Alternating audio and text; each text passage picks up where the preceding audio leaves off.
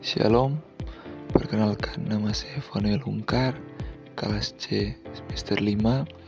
Saat ini saya ingin membuat tugas learning journal dari MK Teknologi dan Media Pembelajaran PA.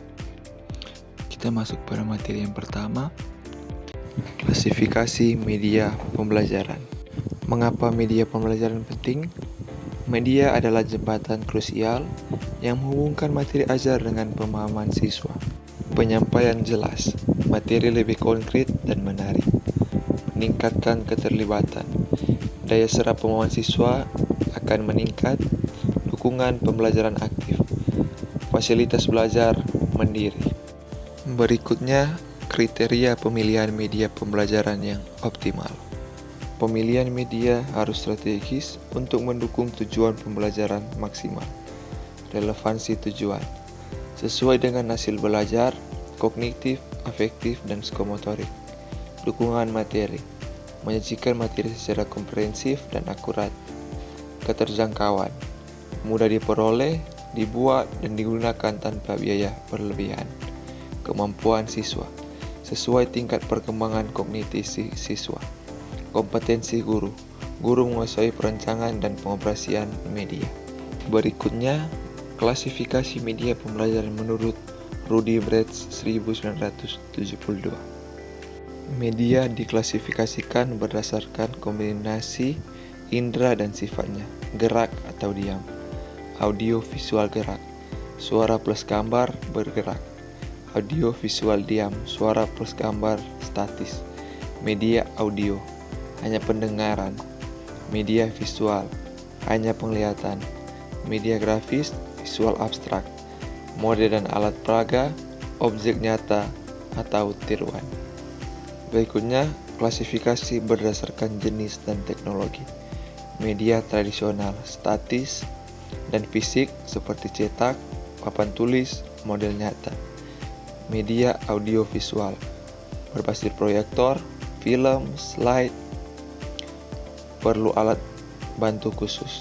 Media berbasis komputer, perangkat lunak seperti CI, program simulasi sederhana, media digital dan multimedia, modern, animasi 3D, simulasi interaktif, VR, dan AR.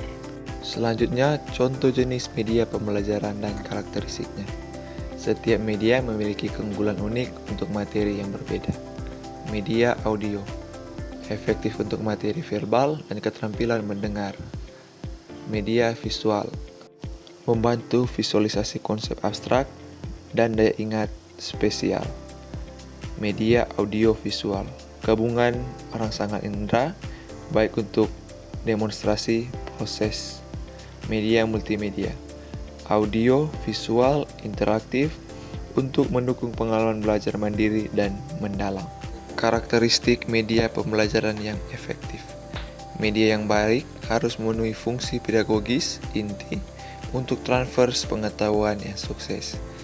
Tujuan jelas, mendukung pencapaian tujuan pembelajaran, materi akurat, isi sesuai kompetensi dan relevansi kurikulum, menarik dan memotivasi, desain memikat, mempertahankan perhatian, sistematis, penyajian terstruktur, logis dan mudah diikuti, interaktif, mendorong partisipasi aktif siswa. Berikutnya, fungsi dan manfaat utama media pembelajaran. Meningkatkan memori, memperkuat pemahaman dan daya ingat, mempermudah transfer, menyampaikan informasi dan konsep kompleks, meningkatkan motivasi, mengatasi keterbatasan indera dan kebosanan. Dukungan pembelajaran, memfasilitasi belajar mandiri dan kolaborasi. Berikutnya, prinsip kunci penggunaan media pembelajaran. Yang pertama, relevansi materi. Pilih media yang paling efektif mencapai tujuan spesifik. Karakteristik audiens sesuai dengan usia, gaya belajar, dan jumlah siswa. Penguasaan guru. Guru harus menguasai pengoperasian dan integritas media. Fungsi sebagai alat. Media adalah alat bantu, bukan pengganti peran esensial guru. Kita masuk pada bagian kesimpulan. Media pembelajaran kunci sukses proses belajar. Optimalisasi media membentuk masa depan pendidikan yang lebih baik. Pemilihan media yang tepat menentukan efektivitas pembelajaran. Klasifikasi media adalah peta panduan untuk menyesuaikan alat dan gaya dengan kebutuhan ajar.